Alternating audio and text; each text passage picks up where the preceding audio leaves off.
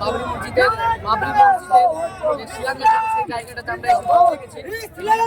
আপনারা আসতেই আছে, বেলা প্রায় 2টো পার হয়ে গেছে, তারপরেও এখনো মানুষের ঢল কমছে না।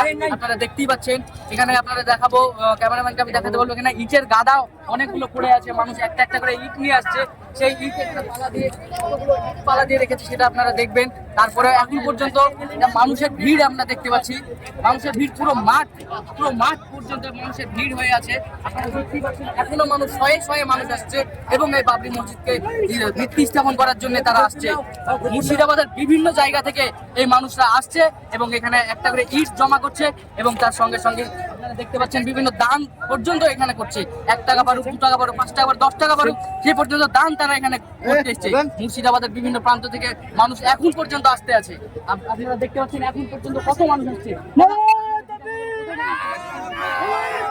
বীরভূম থেকে এই দাদাকে আমরা পেয়েছি, বীরভূম থেকে নিয়ে আসছে। বীরভূম থেকে মোহাম্মদ বাজার ব্লক থেকে আসছি। মোহাম্মদ বাজার ব্লক থেকে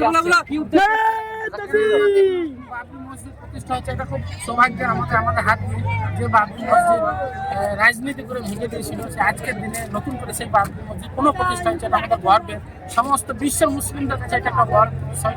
এবং এর যারা বিরোধিতা করছে সেটা খুব দুর্ভাগ্যের, কারণ আমাদের মুসলিম সম্প্রদায় কোনো ধর্মের বিরোধিতা করে না। সেই হিসাবে আমরাও আশা করি যে আমাদের ধর্মের বিরোধিতা কেউ না করে।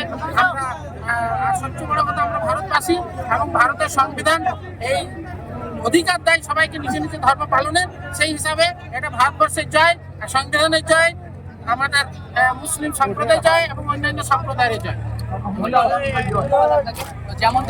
যেমনটা আমরা দেখলাম, এখানে বীরভূম থেকে, পশ্চিম বাংলার বিভিন্ন জেলা থেকে এখানে মানুষ এসছে, আপনারা দেখতে পেলেন।